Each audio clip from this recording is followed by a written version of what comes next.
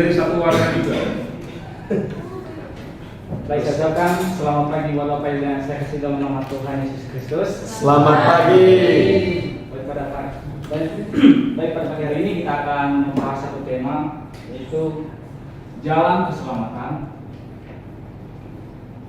Jalan keselamatan.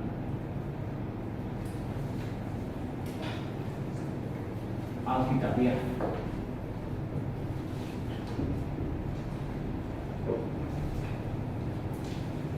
Nah, jalan keselamatan Alkitabiah. Jadi Bapak Ibu yang saya kasih dalam nama Tuhan Yesus Kristus, terlebih dahulu kita akan melihat dan menarik garis. Ya, kita menarik garis.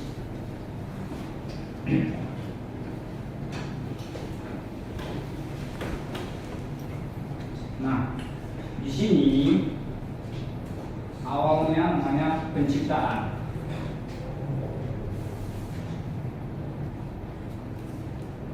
Dan sampai akhir dunia.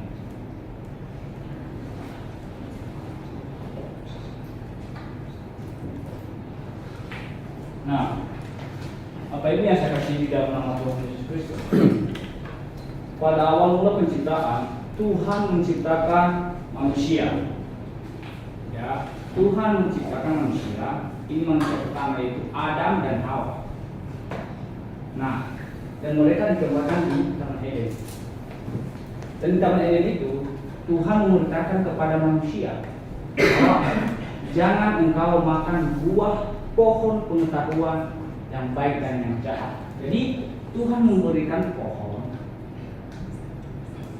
ya, pohon pengetahuan yang baik dan yang jahat, dan Dia melarang manusia memakan buah pohon karena ketika manusia memakan buah pohon itu mereka akan.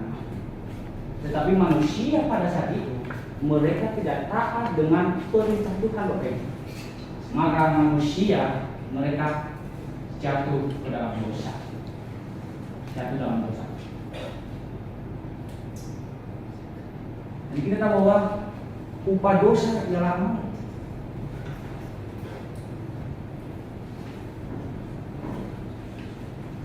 Maut, Bapak Ibu. Di dalam Roma pasal yang ke-6 ayat 23 mengatakan upah dosa ialah maut.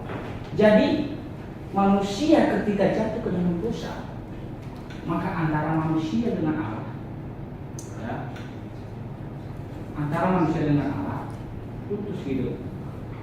Manusia pada saat itu kehilangan kemuliaan ketika mereka jatuh ke dalam dosa.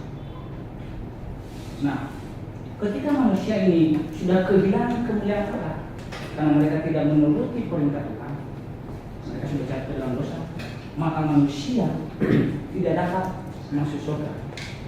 Ya, manusia tidak dapat masuk surga. Mereka tidak dapat masuk surga.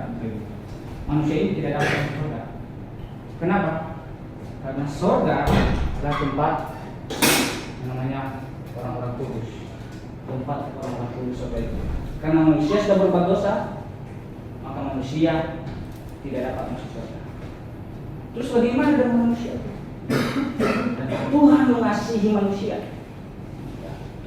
Tuhan mengasihi manusia, Dia menjanjikan. Tuhan mengasihi manusia dan Dia menjanjikan akan kirim juru selamat. Akan kirim juru selamat. Di mana kan Dia akan menjanjikan kirim juru selamat. Ya. Dia akan kirim juru selamat. Nah, dengan cara apa manusia mereka dapat masuk surga? Tuhan mengatakan mereka menyusun batu. Ya, mereka menyusun batu begitu.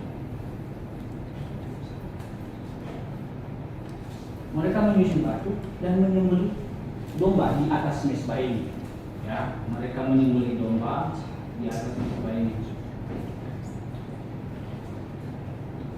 Mereka menyembelih domba dan mereka percaya kepada janji Tuhan itu, yaitu juru selamat yang akan datang.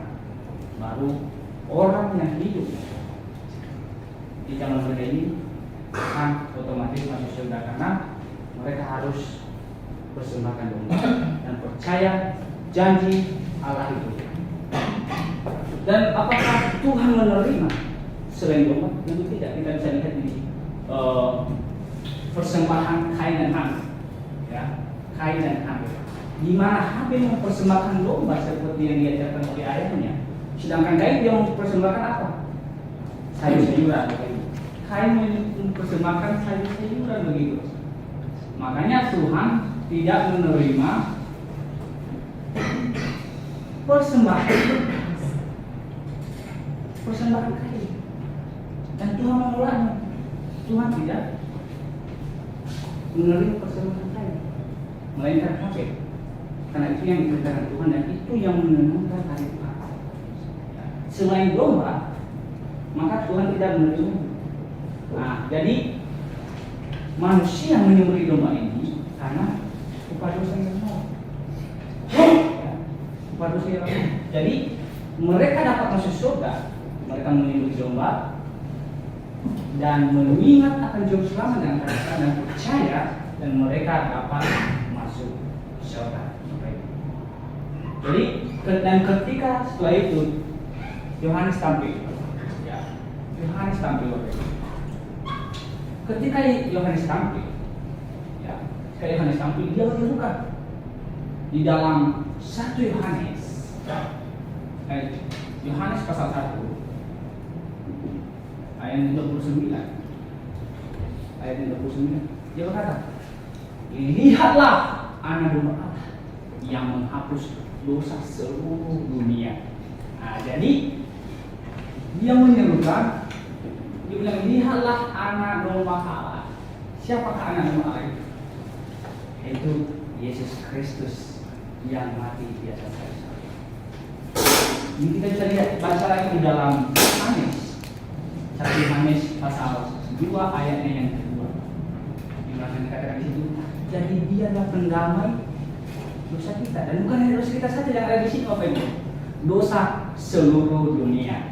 Nah, jadi konsepnya Tuhan mati di atas kayu salib, ya, menghapus dosa seluruh dunia, seluruh dunia. Jadi dari awal sampai akhir nanti, akhir dunia, Tuhan sudah mati di atas kayu salib untuk menebus dosa-dosa mereka dan dosa kita juga. Nah, jadi yang hidup sebelum Tuhan ini datang, yang hidup seperti mereka yang ada di zaman PL seperti yang lama, mereka harus percaya itu dengan menyembelih domba. Lalu bagaimana dengan kita? Dan bagaimana dengan kita yang sudah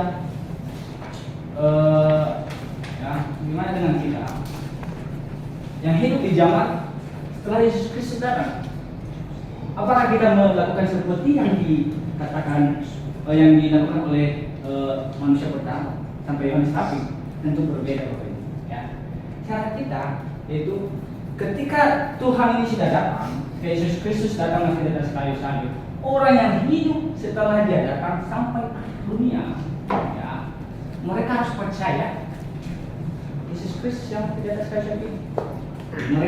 Kita percaya Yesus Kristus yang sudah datang, bukan yang akan datang lagi begitu, yang sudah datang. Karena Yesus Kristus mati di atas kayu salib untuk menembus dosa seluruh dunia. Dan ketika orang yang hidup di zaman ini setelah Yesus datang, maka manusia harus percaya kepada Yesus Kristus yang sudah datang.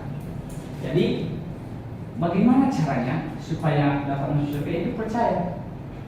Dan konsep tadi ini yaitu menghapus dosa seluruh dunia dan tidak kasih karunia kepada kita, supaya ketika orang yang sudah hidup di zaman ini mereka mengambil kasih karunia itu atau tidak.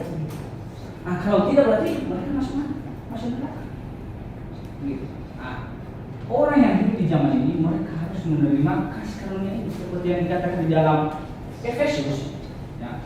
Efesus pasalnya yang kedua ayatnya yang 8-9, ya, ayatnya yang 8-9 mengatakan bahwa itu adalah kasih karunia, bukan hasil perbuatan kita supaya kita dapat masuk ke surga.